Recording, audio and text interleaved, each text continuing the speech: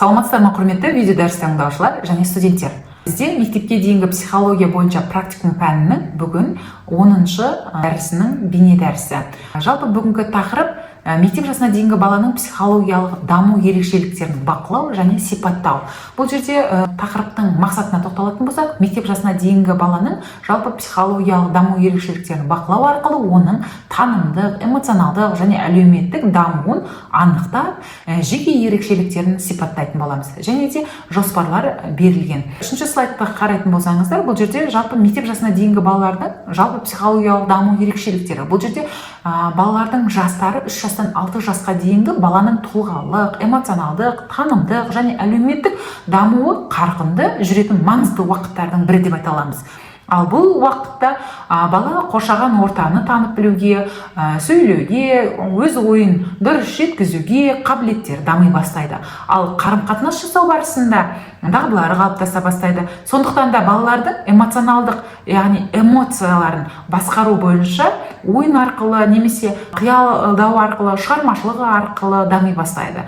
Сондай-ақ психологиялық ерекшеліктеріне танымдық даму. Бұл жерде танымдық даму дегеніміз бала, яғни балалардың қабылдауы, есте сақтауы, ойлау және қиялдау процестері белсенді дами түседі. Және де танымдық даму барысында балалар көбінесе қоршаған орта негізінде ойын арқылы танып біле бастайды. Заттардың түсін, пішінін, сипатын, көлемін салыстыру арқылы балалар біле бастайды. Ал балалардың көп жағдайда бұл жерде қоятын сұрақтары неге деген сұрақтар. Қалай және қандай, не үшін, неге деген жиі сұрақтарды қою арқылы айналасындағы қоршаған әлемді, дүниетанымды түсінуге ұмтыла бастайды. Ал енді сөйлеуді дамыту.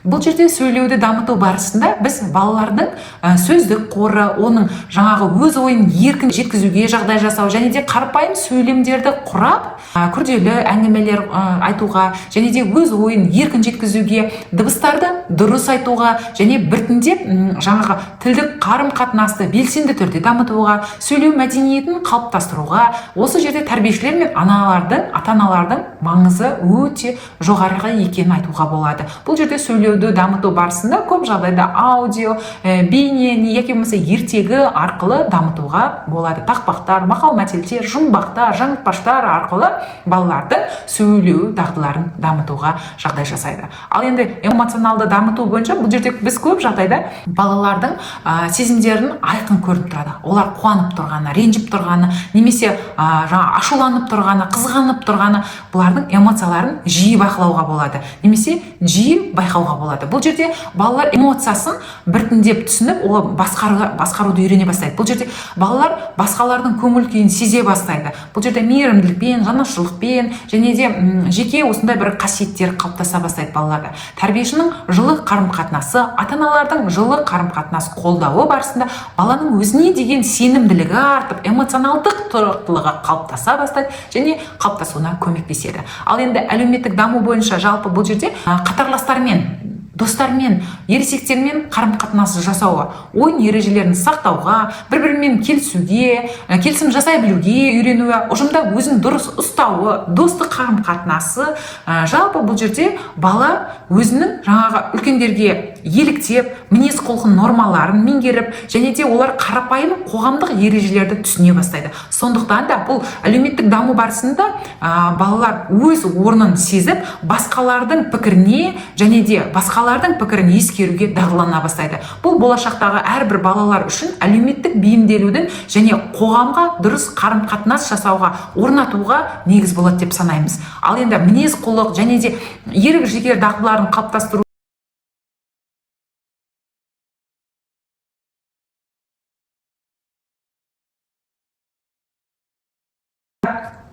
іс-әрекетінің аясында қарапайым тәртіп ережелерін сақтауы және ерік жігері әлі толық дамымаған балаларда бұл ересектердің дұрыс бағыт-бағдар беруі барысында, оларды қолдау барысында табандылық және де өз әрекеттерін бақылау арқылы осы мінез құлық дағдылары және ерік жігерлері қалыптаса бастайды. Біздегі келесі 9-шы слайдта қарастырғандай, жалпы бұл жерде балалардың психологиялық дамуына үлес қосқан ғалымдарға тоқталатын болсақ, презентацияда беріліп тұр. Баланың психологиялық дамуына көптеген ғалымдар бар. Соның ішінде бір-екі ғалымға мысал ретінде келтіріп кететін болсақ, Ушинский, Выгодский және де қазақ ғалымдарының ішінде Төлеген Тәжібаевты алсақ болады. Олардың еңбектері өте көп, балалар үшін арналған, және де балалардың осы іс-әрекет барысында және де оның пікірі бойынша балалардың дамуына сыртқы ішкі белсенділіктерінің маңыздылығы зор екенін атап көрсеткен. Ал келесі слайдта бізде 10-шы слайдымызда жалпы баланың психологиялық дамуын бақылау және сипаттау. Бұл жерде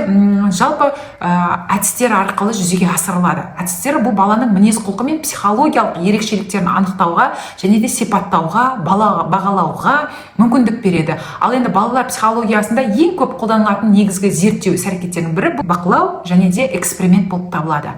Ал 11-ші слайдта жалпы бұл жерде берілген бақылау әдісі, бұл жерде баланың мінез құлқын табиғи жағынан жасырын немесе ашық түрде бақылауға болады. Оның негізгі мақсаты жалпы баланың әрекеттері мен реакцияларын нақты факт ретінде тіркеп алуға және де олардың дамуына сипаттауға мүмкіндік береді. Ал енді бақылаудың бірнеше түрі бар. Бұл жерде мақсаттылық бақылау болады. Мақсаттылық бақылау бұл бақылаудың бастамас бұрын зерттеуші баланың мінез құлқының қандай жағдайда екенін және де нақты нені анықтау керек екенін білу керек. Ал мақсатсыз бақылау нәтижесі бұл бытыраңқы, шашыраңқы және де нәтижеге қол жеткізе алмайтын болады. Жасырын бақылау, бұл жерде бақыламас бұрын ең алдымен қажет болған жағдайда камера арқылы немесе бейне камералар яки болмаса жаңағы фотоаппараттар арқылы бұл жерде бала байқамайтындай жағдайда бақылауға жасырын түрде алуға болады. Табиғилық бақылау, бұл жерде табиғи түрінде көп жағдайда бала өзіне бақылау жүргізіліп жатқанын сезбеу керек. Жай әңгіме барысында, мінез құлық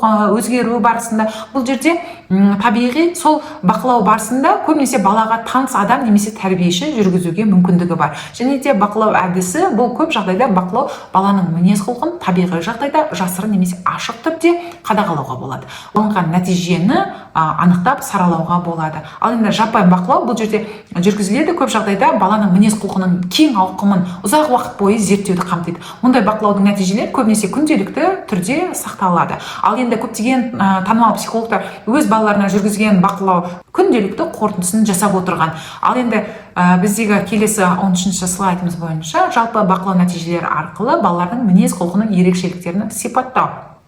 Бұл жерде әрекеттерді мен көп жағдайда қимылдар арқылы сипатталады. Ал енді баланың ойын кезіндегі, тамақтану кезінде немесе ұйымдастырылған іс-әрекет барысында балалардың жасалған іс-қимылдары, қылықтары осы арқылы жаңағы бақылауға, сипаттауға мүмкіндік береді. Ал енді эмоциялық реакциялар, бұл жерде қандай эмоциялық реакциялар болуы мүмкін? Қандай да жағдайларда қуанады немесе ренжиді, осы эмоциялардың ерекшеліктерін тіркелу барысында сипаттауға болады. Әлеуметтік қарым-қатынас, бұл жерде ата-ана, әрине тәрбиеші, достары болуы мүмкін. Тілдік және когнитивтік даму. Бұл жерде бала өз сөз байлығы арқылы сөйлем құрылымы құрастыруы және логикалық ойлауы, логикалық тапсырмаларды орындауы жалпы баланың дамуына сипаттауға мүмкіндік береді. Бүгінгі 10-шы дәрісті, бейне дәрісті аяқтау барысында қорытынды жасайтын болсақ, бұл жерде мектеп жасына дейінгі балалардың психологиялық дамуын бақылау, оның тұлғалық, эмоционалдық және танымдық ерекшеліктерін дұрыс түсінудің негізгі жолы деп көрсетуге болады. Бақылау арқылы балаларға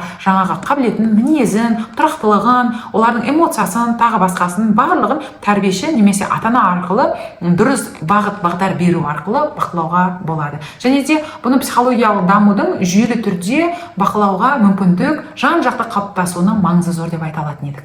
Дәрісті зейін қойып тыңдағандарыңызға көп рахмет. Сау болыңыздар.